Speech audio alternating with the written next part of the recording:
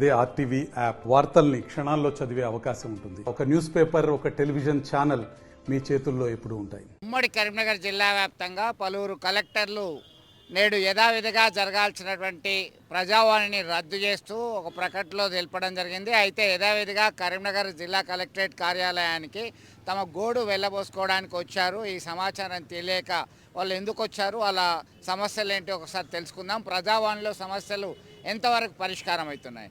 ఒకవైపు కరీంనగర్, పెద్దపల్లి, జగిత్యాల, రాజన్న సిరిసిల్ల జిల్లాలకు సంబంధించి ఈ నెల 26 నుంచి అమల్లోకి రావాల్సినటువంటి రైతు భరోసా, ఇందిరమ్మ ఆత్మీయ భరోసా, ఇందిరమ్మ ఇల్లుకు సంబంధించినటువంటి సర్వే, భూ సర్వే అన్నీ కొనసాగుతున్నటువంటి నేపథ్యంలో ప్రజావాణి రద్దు చేసినట్టు అధికారులు తెలియజేయడం జరిగింది. మనతో మాట్లాడడానికి కొంతమంది తమ గోడు చెప్పుకోవడానికి వచ్చినటువంటి వాళ్ళు ఉన్నారు. వివిధ ప్రాంతాల నుంచి వచ్చారు. మీరు ఎక్కడి నుంచి వచ్చారు, మీ ప్రాబ్లం ఏంటి, అసలు మీకు ప్రజావాణి ఇవాళ లేదని తెలీదా? ఇవాళ లేదని తెలియదు సార్. గోపాలరావుపేట వాస్తవ్యుడు, మేము గుండి గోపాలరావుపేట. ఏంది మీ సమస్య ఏంటి? మాది 46 సర్వే నంబరు, ఒకరిని అల్వాల మహేష్ అని 56 సర్వే నంబరు.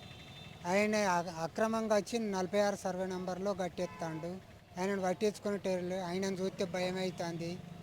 అదే బాధ కొరకు నేను ఇదివరకు కూడా కలెక్టర్ ఆఫీసులో అప్లికేషన్లు ఇచ్చినా కానీ పట్టించుకుంటలేరు. పట్టించుకోక మళ్ళీ వచ్చి ఏం చేస్తామని వరకు ప్రజావాణి లేదు. ప్రజావాణి లేక రిటర్న్లో పోయి రిసీడుల్లో సంతకాలు తీసుకొని, ముద్రలు తీసుకొని మేము బయటికి వస్తున్నాము. సో మీరు ఇవాళ ఇచ్చిండ్రా? ఇచ్చినాము.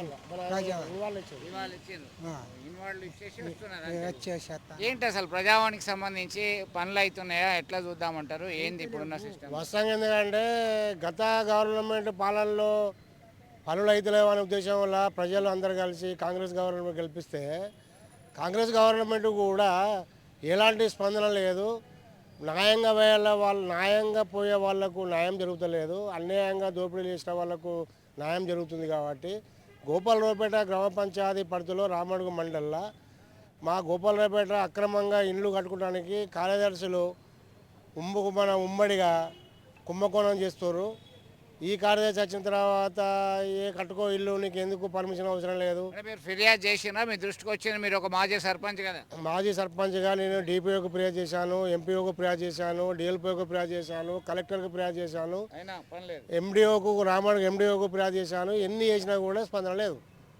కావున ఈ గవర్నమెంట్తో తిరిగి ప్రజావాళ్ళు ఇచ్చే బదులు మేము కూడా రౌడీ విజయంగా చేసి మా ఆస్తులు మేము కాపాడుకోవాలని కోరుకుంటున్నాం, అంతే. మొత్తం మీద ఎన్నిసార్లు అధికారులకు మొరబెట్టుకున్నా పనులు కాలేదు. ప్రజావాళ్ళు కూడా దరఖాస్తు చేసుకుంటే తమ సమస్య పరిష్కారం కాలేదంటున్నారు. ఏంది మీరు ఎక్కడి నుంచి వచ్చినా, ఏంది అసలు మీ సమస్య? మాది చింతగుట్ట గ్రామం. పూర్వంలో యాసవాడ మానేరు డ్యాంలో మునిగిపోయింది. ఆ డ్యాంలోకి వెళ్ళి ఇక్కడ చింతగుట్టకి వచ్చి బతుకు తెరువు కోసానికి ఓటలు పెట్టుకున్నా. గవర్నమెంట్ జాగా అని ఇప్పుడు కూలగొట్టారు. 40 సంవత్సరాల నుంచి అదే ప్లేస్లో ఓటలు నడిపించుకొని మేము జీవనం. మీకు పిల్లలు లేరా? మీకు 74-75 ఏళ్ళ వయసు, 80 సంవత్సరాల దగ్గర దానికి వచ్చింది. మీరు ఈ వయసులో పనిచేయాల్సిన అవసరం ఉందా? మీ పిల్లలు ఏం చేస్తున్నారు?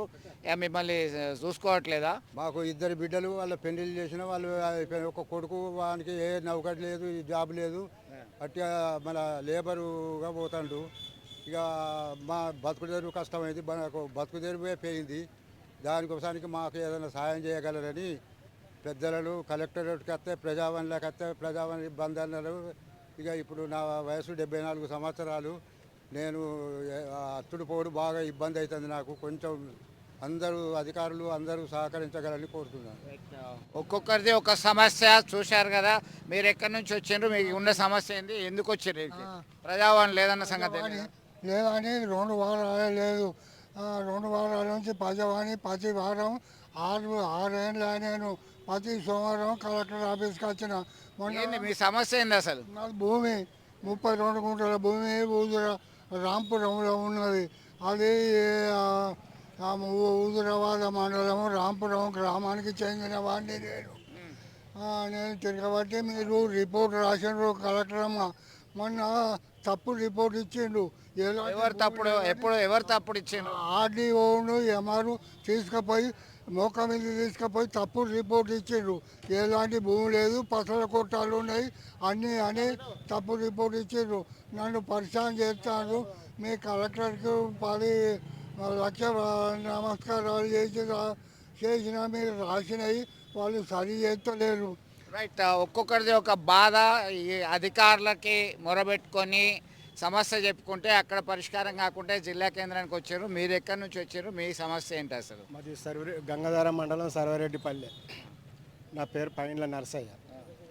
ప్రభుత్వం ఇచ్చిన 7 ఎకరాల భూమి పెద్దలకు ఇచ్చింది ఎవరు?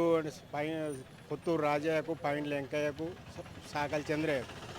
ఇంట్లో దొంగ కబ్జాలు చేసి అప్రగించుకొని నన్ను తువ్వ బంద్ చేసి, నాకు ఆడ రేకుల షెడ్ ఉంది, నాకు ఎడ్లు గొడ్లు పాలు ఇచ్చేటి ఉన్నాయి, అడిగి నాకు తువ్వ బంద్ చేసి నుంచి ఒక 4 సంవత్సరాల నుంచి తిరుగుతాను. నేను ఇక్కడ ప్రజావన్ల కలెక్టర్ ఆఫీస్కి ఇస్తాను, ఆడ గంగాధర మండలంలో ఎంఆర్ఓకి ఇస్తాను. ఎవరు పట్టించుకుని లేదు. అచ్చుడు పోవుడు చేస్తాన్నం పోమంటాడు. మొన్న కూడా పోయినా గంగాధర మండలంలో ఎంఆర్ఓ మేడంని అడిగిన, మేడం మరి ఏ సంగతి నా పరిస్థితి అంటే ఆర్ఏకి అప్పచెప్పినట్టు.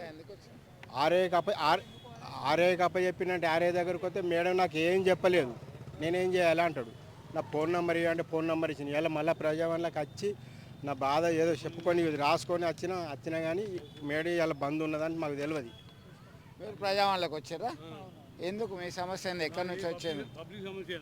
ఏంటి అది మీ సమస్య ఏంది? ఎందుకు వచ్చారు? ఎస్ఆర్ఎస్పి భూమిని దుర్వినియోగం చేస్తున్నారు. రైతులందరూ దున్నుకుంటున్నారు.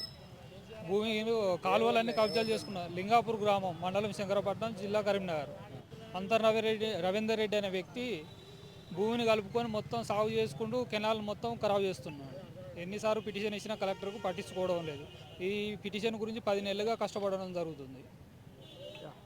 ఒక్కొక్కరిది ఒక బాధ చూశారు కదా. ఈ ప్రజావాణిలో తమ సమస్యలు పరిష్కారం అవుతాయని చెప్పేసి చాలా రోజుల నుంచి ప్రజావాణికి వస్తున్నారు. ఉన్నతాధికారులను కలిసి రిప్రజెంటేషన్ ఇస్తున్నారు. తాజాగా ఈరోజు ప్రజావాణి సైతం రద్దయింది. అయినా ఎప్పట్లాగానే ప్రతి సోమవారం వచ్చి తమ గోడు చెప్పుకోవడానికి వివిధ ప్రాంతాల నుంచి వచ్చారు. చాలామంది సమస్య ఒకటే, భూ సమస్య ఉంది. భూ సమస్యకు సంబంధించినటువంటి వాటిని పరిష్కారం కోరుతూ వచ్చినటువంటి పరిస్థితి. ఇది కేవలం కరీంనగర్లోనే కాదు, తెలంగాణ రాష్ట్ర వ్యాప్తంగా ఇలాంటి గోడు చెప్పుకునే వారి సంఖ్య పెరుగుతుంది. అయినా సమస్యలు ఏ మేరకు పరిష్కారం అవుతున్నాయంటే వారి మాటల్లోనే మనం విన్నాం.